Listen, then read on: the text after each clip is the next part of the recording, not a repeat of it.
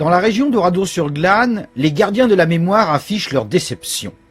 Si la justice française vient de me condamner à 4 mois de prison ferme pour contestation de crimes contre l'humanité, elle m'a en revanche relaxé pour avoir contesté dans 2 vidéos des 13 et 14 mai 2017 le massacre d'Oradour-sur-Glane commis par la division SS Reichsreich le 10 juin 1944.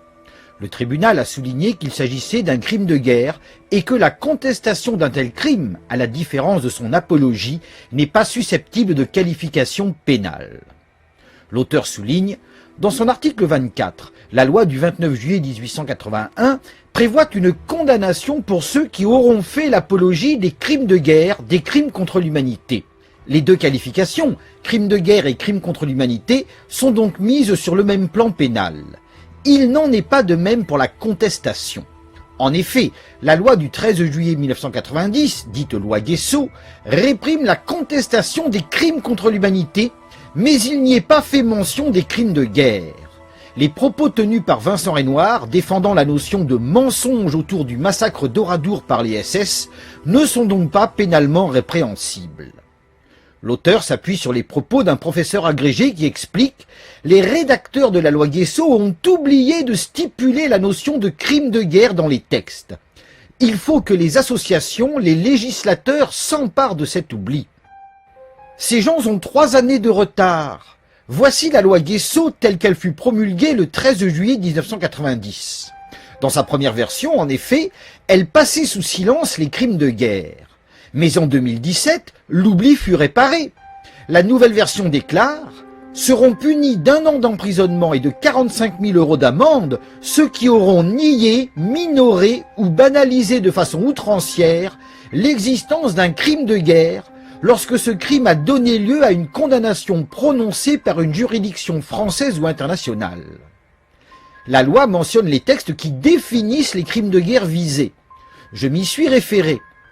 La Cour pénale internationale qualifie de crime de guerre le fait de diriger intentionnellement des attaques contre la population civile en tant que telle, ainsi que le fait de diriger intentionnellement des attaques contre des biens de caractère civil, c'est-à-dire des biens qui ne sont pas des objectifs militaires.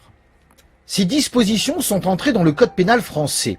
À la rubrique consacrée aux crimes de guerre, on lit « Le fait de lancer des attaques délibérées contre des bâtiments consacrés à la religion est puni de 20 ans de réclusion criminelle. Le fait de lancer des attaques délibérées contre des biens de caractère civil qui ne sont pas des objectifs militaires est puni de 15 ans de réclusion criminelle. » Or, on nous dit qu'à Oradour, les SS ont détruit un village paisible, y compris son église, qu'ils ont incendié avec les femmes et les enfants qu'ils y avaient enfermés. Sachant en outre que 8 ans après le drame, des anciens Waffen-SS ont été condamnés pour le massacre d'Oradour, alors depuis 2017, tous les éléments sont réunis pour qu'en France, la contestation de la version officielle du drame soit punie par la loi. Dès lors, comment expliquer la relaxe dont j'ai bénéficié? Je ne vois que 2 hypothèses. Première hypothèse, les juges ont invoqué la non-rétroactivité de la loi. Le drame d'Oradour ayant eu lieu avant 2017, il ne tombe pas sous le coup de l'article 24 bis, même reformulé.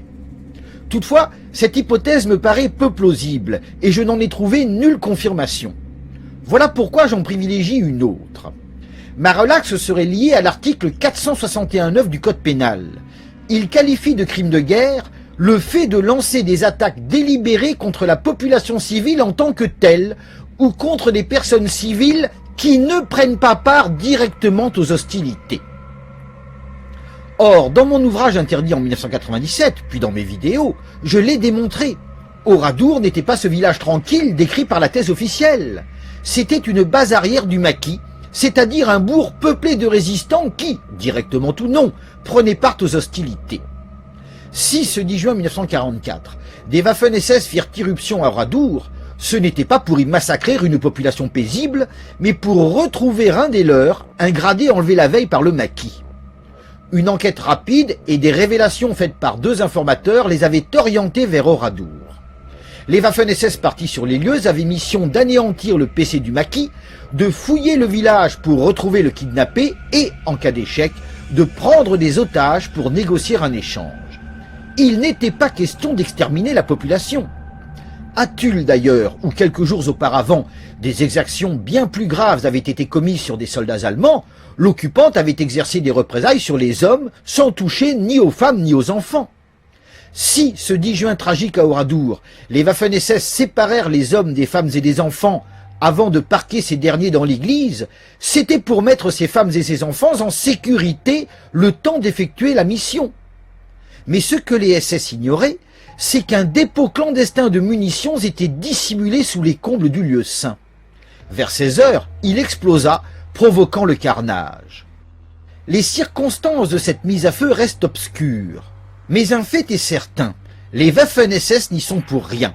Sans quoi les fabricateurs de la thèse officielle n'auraient pas cessé de cafouiller et de se contredire pour dissimuler cette explosion dévastatrice. Toutefois, les constats matériels et surtout les cadavres déchiquetés retirés de l'église confirment la destruction du lieu par des explosifs puissants.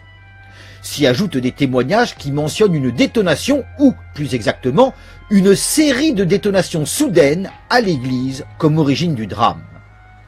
Si j'avais été condamné pour mes 2 vidéos, alors j'aurais interjeté appel et j'aurais chargé un avocat de développer mes arguments sur cette question. Telle est, à mon avis, la raison de ma relaxe. En haut lieu, on sait que l'affaire est mal engagée, donc on préfère me laisser en paix. Naturellement, les gardiens de la mémoire ne l'avoueront jamais.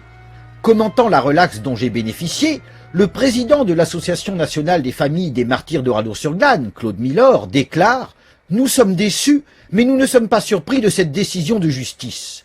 Renoir s'engouffre dans cette brèche car il connaît parfaitement la réglementation. » Pardon, monsieur Milor, mais comme je viens de l'expliquer, je suis persuadé que cette brèche n'existe pas. De toute façon, brèche ou pas, c'est sans importance à mes yeux. Car dans le cadre de mon combat révisionniste, je dis ce que je pense sans me soucier de la loi. Voilà d'ailleurs pourquoi j'ai déjà été en prison suite à une condamnation en 2008 pour contestation de crimes contre l'humanité. Ayant été à nouveau condamné en 2015, je me suis exilé pour éviter de retourner derrière les barreaux. Preuve que dans le cadre de mon combat révisionniste, je viole la loi sans hésitation. Mais admettons, oui, admettons qu'une brèche existe et que j'en profite. Souhaitez-vous me barrer la route, monsieur Milor? Souhaitez-vous barrer la route au négationnisme qui vous inquiète? Alors organisons un débat loyal, face à face. 2 survivants du drame vivent encore, Camille Sénon et Robert Ebras. Camille Sénon déclare « Quand les témoins du drame disparaissent, les négationnistes avancent leurs pions et sèment le doute dans certaines têtes. Tant qu'il y avait encore des témoins pour aller raconter ça aux jeunes dans les collèges, le rapport de force était différent. » S'il en est ainsi, alors qu'attendez-vous, monsieur Milor? Pourquoi ne proposez-vous pas ce débat pendant qu'il en est encore temps? Le négationniste face à 2 rescapés. Car de mon côté, je suis prêt à défendre mes arguments. Cette acceptation du débat, je l'affirme depuis 1997. Sachant que d'après vous, la réglementation française n'interdit pas la contestation de la version officielle du drame d'Oradour, alors un tel débat public pourrait avoir lieu en toute légalité. Qu'est-ce qui vous retient, monsieur Milor? Qu'est-ce qui retient les gardiens de la mémoire? La peur de la vérité? Pour ma part, je n'ai pas peur de la vérité. Je la cherche au contraire. Bonsoir.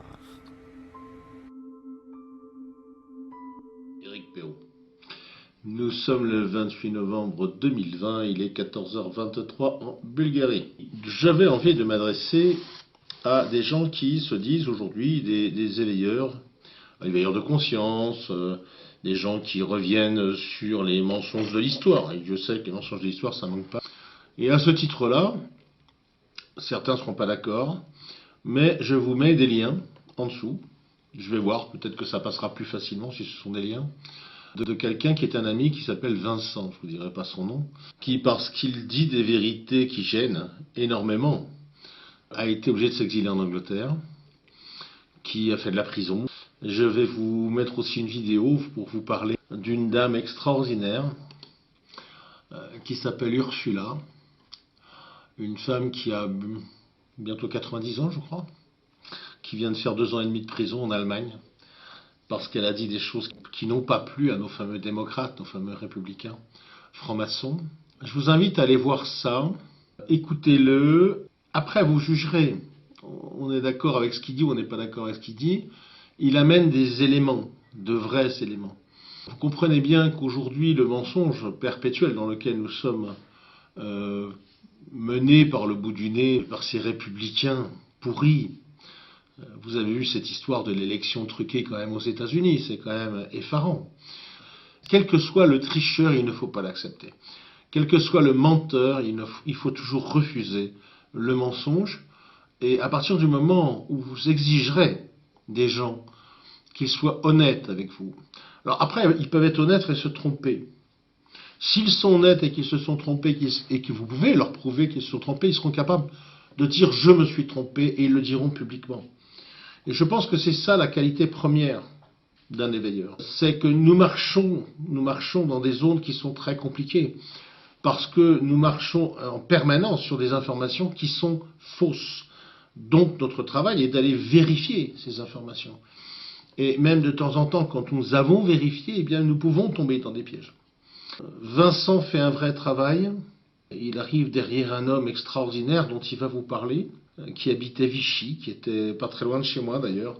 Ce monsieur est décédé il y a un peu plus de 2 ans maintenant. La vérité doit être dite. Toutes les vérités doivent être dites. Et c'est à ce prix-là que nous retrouverons nos vraies libertés. Même si de temps en temps ces vérités, parce que nous avons été formatés par la télévision, par le cinéma, par nos cours d'histoire, etc.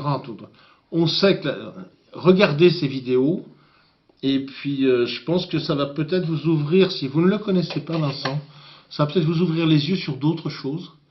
Et parce que vous allez comprendre que ces mensonges-là, qui ont maintenant un peu plus de 70 ans, si elles existent, et si nous sommes capables, et si Vincent est capable effectivement de débunker ce genre de personnage, eh bien aujourd'hui, comprenez que nous avons affaire aux mêmes menteurs. Et ça, c'est important. Alors, est-ce qu'ils iront chercher jusqu'au lien que je vous mets là pour me condamner? J'en sais rien, on va voir.